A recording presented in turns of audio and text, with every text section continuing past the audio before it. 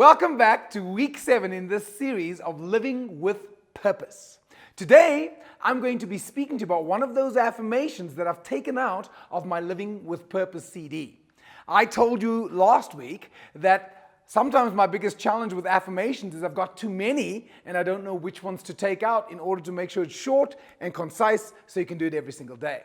So one of the affirmations that I removed from the Living with Purpose affirmation CD was the following one. I let love radiate without concern for results. I let love radiate without concern for results. And I absolutely love that affirmation. That affirmation, I learned it when I was 18 years old, living in a community in California, in the United States of America. And one of the key principles of this community was about living a life with purpose.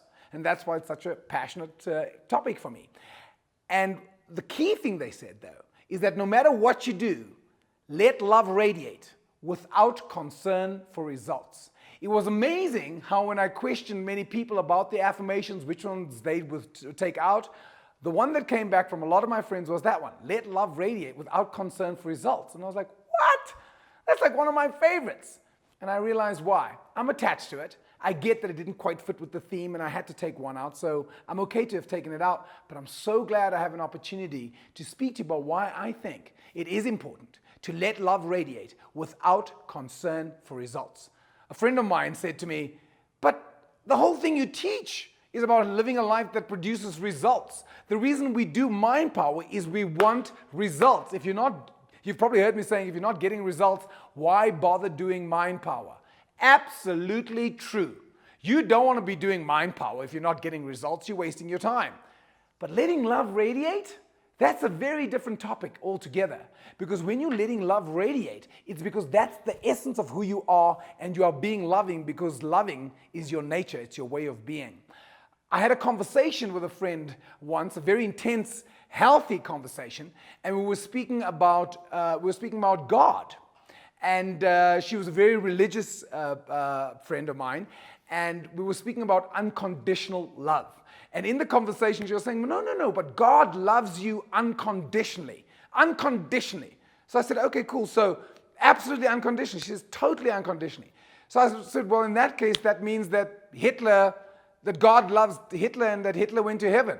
Oh, no, not that. No. God can't love that. Oh. Well, isn't that conditional love? And I could see her kind of going, it's unconditional love, but there's certain things that well, then it's conditional. Unconditional love means unconditional love. I don't think we as human beings understand the concept of unconditional love. Can you love someone no matter what they've done to you? Now, it doesn't mean, by the way, forgiveness does not mean forgetting. There are people who have done things to me, and I promise you I've forgiven them. Doesn't mean I want to spend time with them. I send them love, but can you still love somebody no matter what they've done to you? Can you let love radiate because it's just the essence of who you are? And to let love radiate without concern for results. And for me, why I love that, it's about learning to practice unconditional love. To love somebody not because of what they give you or what they don't give you, or what they have or what they don't have, but just to let love radiate without concern for results, because what I find is that we are all one, we are all connected, we all share the same spirit, we all share the same essence. And if I can love you because it's just who I am, then I'm giving myself the greatest gift because I'm learning to love myself. And that's another one. Can you learn to love yourself unconditionally? Because most of us are so judgmental about ourselves. If only I was more like this, if only I wasn't like that. Well, let me remind you that you're all that you are.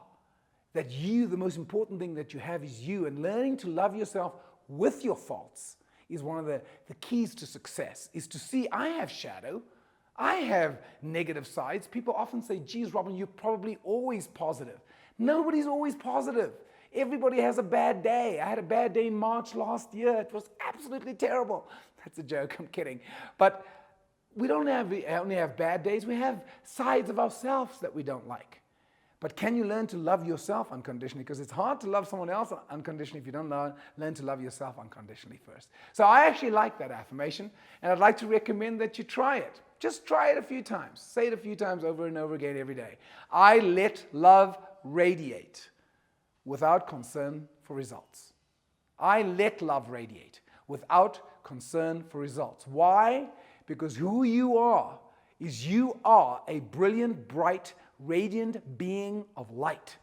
We are spiritual beings having a human experience, and your job, I believe my primary purpose, why I love that affirmation, my primary purpose is not to make money, not to do all the things I do and travel the world. My primary purpose is to let love radiate without concern for results. If I can do that in my life, then I'll know that I've actually lived a life of meaning and purpose. So a little bit of a different message for you this week. I invite you to put it into practice. Try loving the people. Maybe you want to send some love to the people who you feel anger and resentment towards. Maybe you want to write them a letter, even if you don't send it, but a letter of forgiveness, a letter of love, so that you can put the past in the past and you can move forward with victory. Again, I want to thank you for tuning in. Really enjoying this series with you. I look forward to being with you again next week. Go well, and don't forget to be awesome.